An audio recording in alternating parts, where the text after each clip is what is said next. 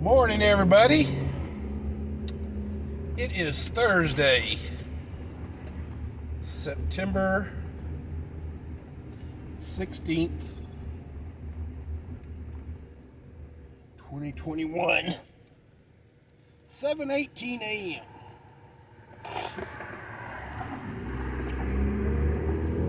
And today, we are going to talk about the Wild Wild West and why it is pertinent to today's or our current societal evolution. Okay, everybody, have you ever thought, and this is important to everybody who is an anti-gun owner, or simply do not have weapons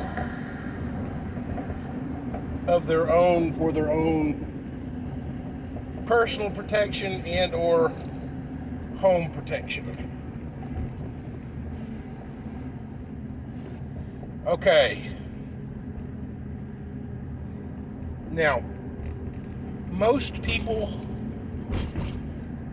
who don't believe in guns specifically put all their faith, hope, and trust in law enforcement. And for the most part, guys, law enforcement and the presence of law enforcement is a key deterrent to most crimes. The presence of law enforcement keeps away the wrol, or RA, law presence that keeps everybody, in check. Now, yes, law enforcement does, and its presence does keep a bulk of crime at bay. But, ladies and gentlemen of the jury, we are seeing problems with our electrical grid.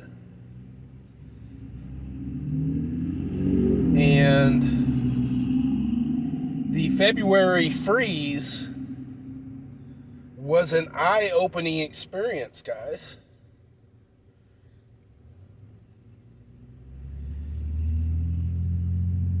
Now, what happens when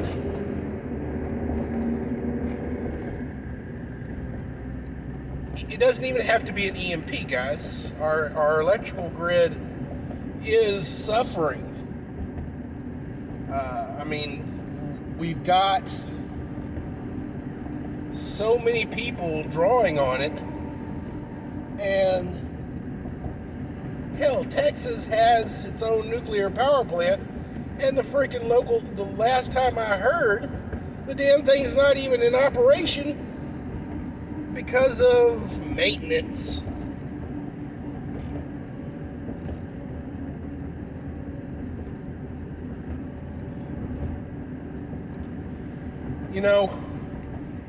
We learned a little bit from Chernobyl and Fukushima and stuff like that about nuclear power plants.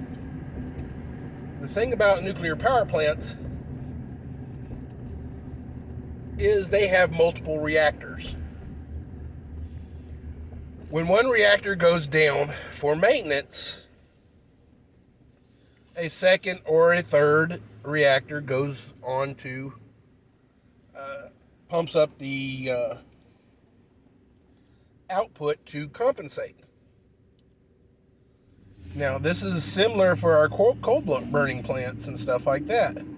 They have multiple furnaces. If one goes down for maintenance, number 2 and number 3 go into effect to compensate. Why is the entire nuclear power plant down altogether? Fucking A. But let's tie this problem into our discussion. Guys, gals, gentlemen, ladies and gentlemen of the jury.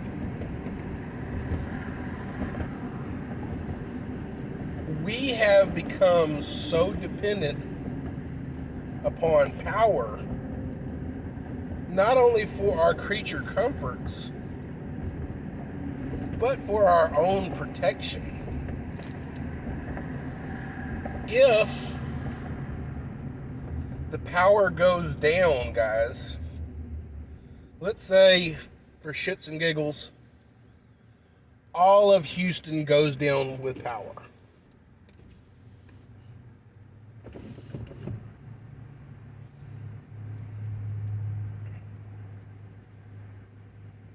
First and foremost,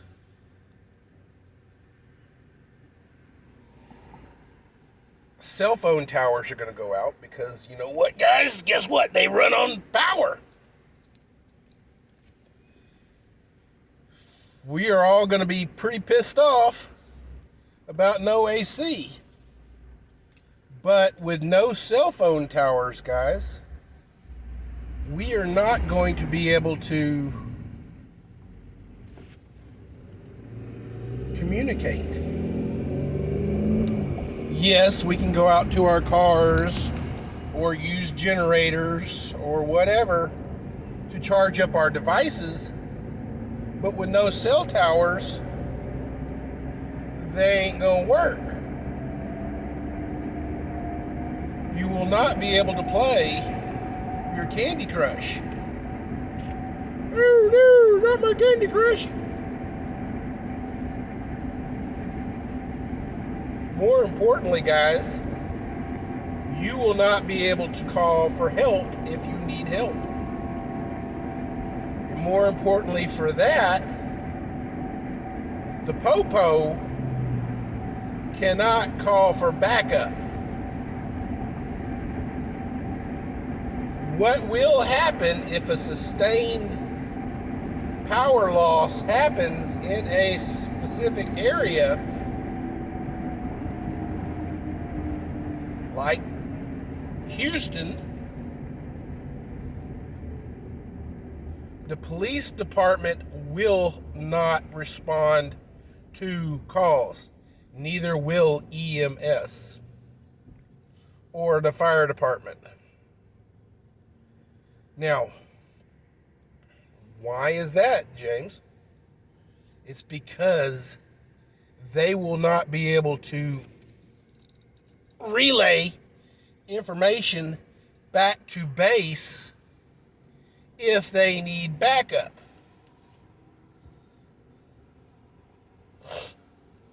Cell phone towers need juice just like everything else. And not only cell phone towers, but radio repeaters will go down as well. So the cars will be basically, isolated. They will make their way back to base, and that's where they will stay.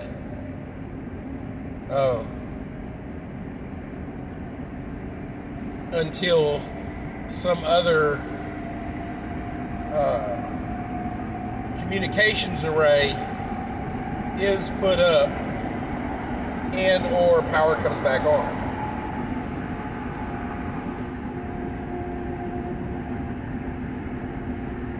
What does this mean to me, Jay? Well, just like in the Wild Wild West times, guys, we end up with a without rule of law scenario. This actually happened in Florida, guys, so this is not I'm not pulling your neck on this thing, pulling your leg, because power went down for over a week in South Florida, and the cops did not respond, nor did EMS, nor did fire department to any calls, because A, they would not get any calls, or they would get calls from the prehistoric landlines. But, you know, they cannot send an officer or an EMT or a fire department without communication, guys.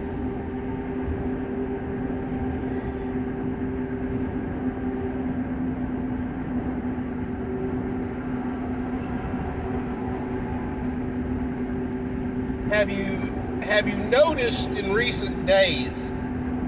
I saw it just earlier this week, and I kind of made the comment in my brain: how many people does it take to give medical aid to a homeless man? Well, what I saw was on an esplanade in a corner of one of our streets, one EMT working on a homeless gentleman, evidently rendering some kind of aid, but there were 6 cops from 2 different organizations. There were 4 sheriff's departments and 2 constables. I was like, holy crap, how many people does it take to work on a homeless man?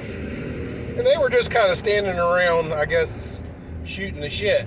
But what they were doing is they were offering security to that EMT.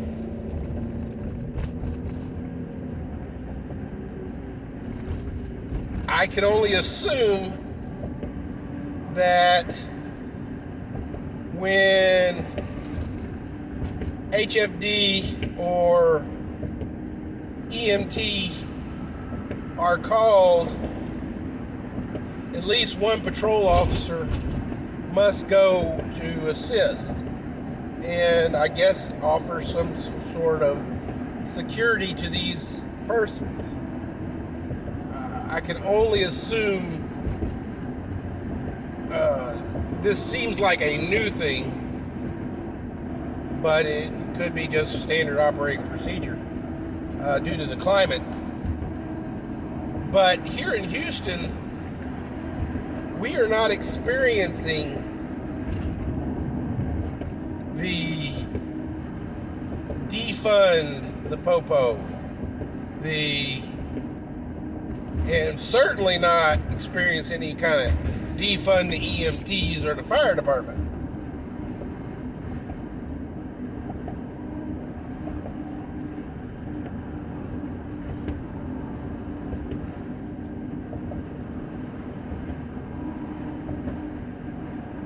What does this mean, Big Daddy? This means that in the event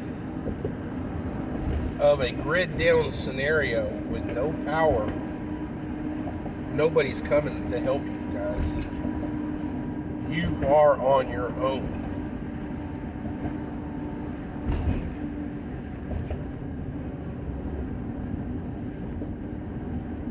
Your castle is your fortress of solitude. This is where your last stand is held.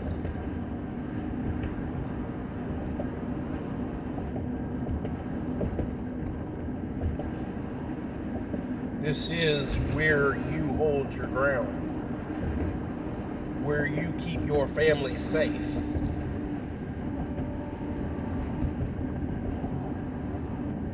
Now,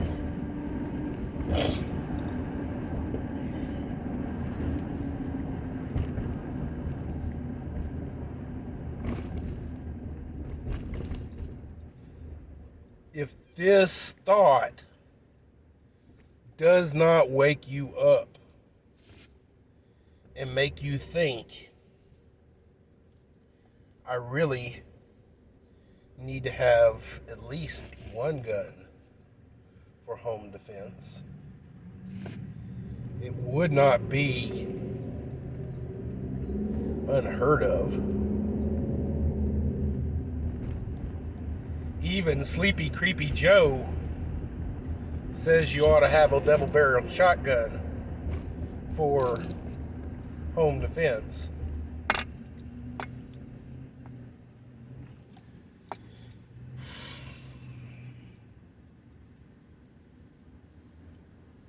So, guys, gals, ladies and gentlemen of the jury,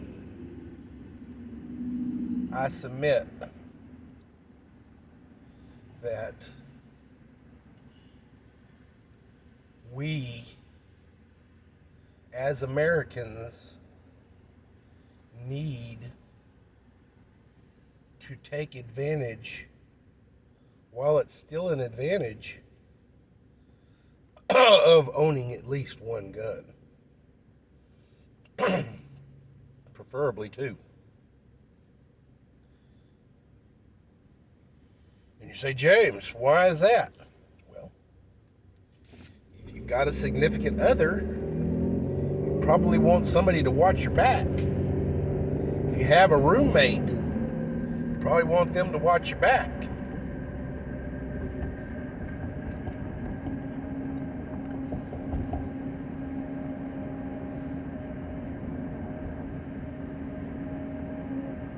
Lots of preppers have mental masturbation about a without rule of law scenario.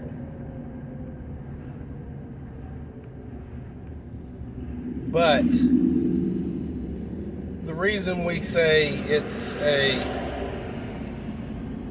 almost a pipe dream is because these without rule of law scenario most preppers think about is the dystopian, EMP blast, knock us back to the Stone Age where, we're running around in a souped up car,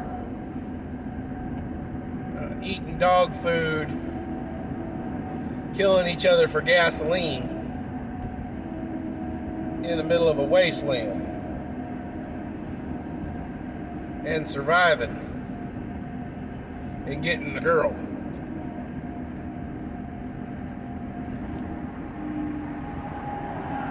In all honesty, guys, without rule of law can happen on a micro scale and possibly temporarily. What happens when we have a without rule of law scenario for, say, a month? Power plant has an explosion, guys. Let's just call it that. Power plant has an explosion and it goes down. What happens, because it's going to take a little while for the other power plants to kick in and compensate for the loss of the power plant? We saw a goods and supplies issues with just chlorine in the country. Only had 3 manufacturing plants in the whole country. One of them burned down, and now the pool guys are literally almost fighting in the parking lot for a bucket of tabs.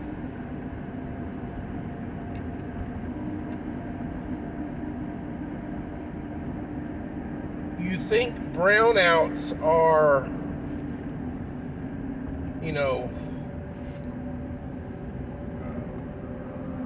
annoying now. Wait till there is a lack of one of the actual reactors or an entire plant down, and you've got the existing plants having to compensate.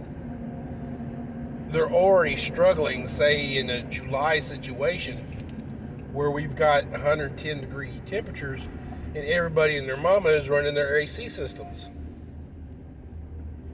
You think brownouts are annoying now.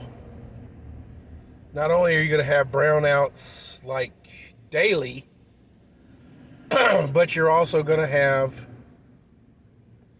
the time from the disaster to the time that the other power plants go to full power and compensate for the loss of the power plant. During that time, let's say it lasts a month without rule of law, because the POPO, the EMT, and the fire department are not going to be responding to anything. What happens post without rule of law? If the POPO and the HPD or HFD and the EMTs are not responding, truckers are not going to go into a dangerous situation.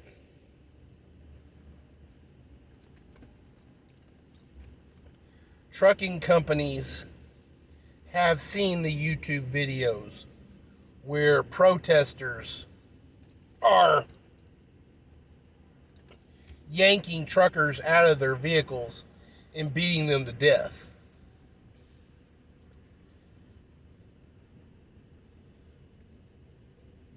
If a grid down scenario happens, they're not going to go into those areas because they will have no backup. They will have zero protection.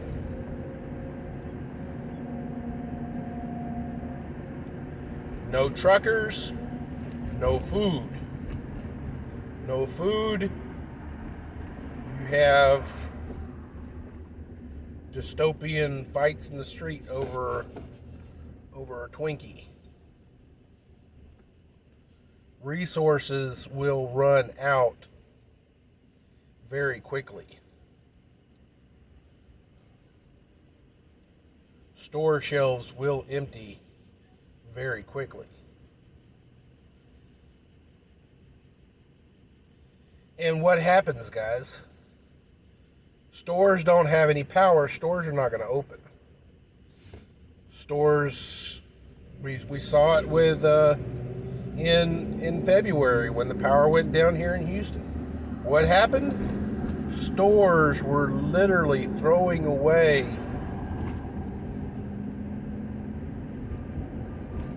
tons of food that had spoiled in their refrigerated units. What's then going to happen if brownouts start happening on a regular basis? Stores are not going to carry cold or refrigerated foods.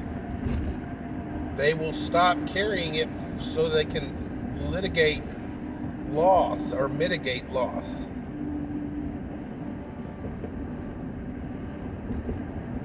They will only carry canned goods, dry goods, whole goods, and things like that. Produce will be at a minimum, if any. Meats, no. Because the stores cannot afford the loss whenever the power goes out.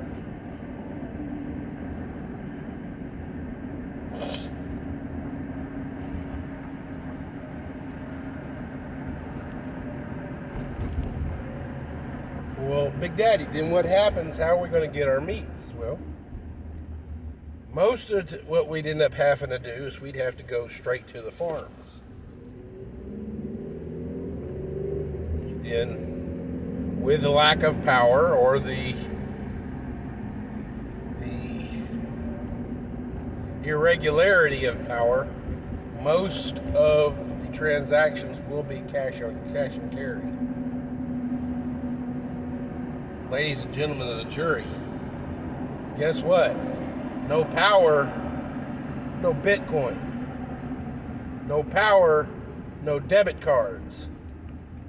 No power, no credit cards.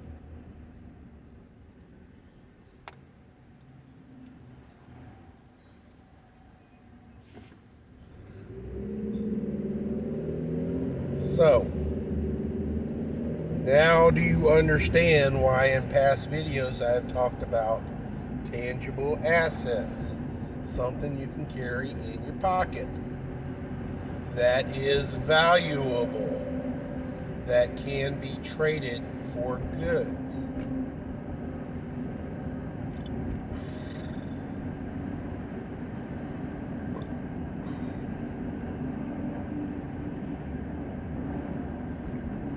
Okay, ladies and gentlemen of the jury, I'm going to stop babbling now.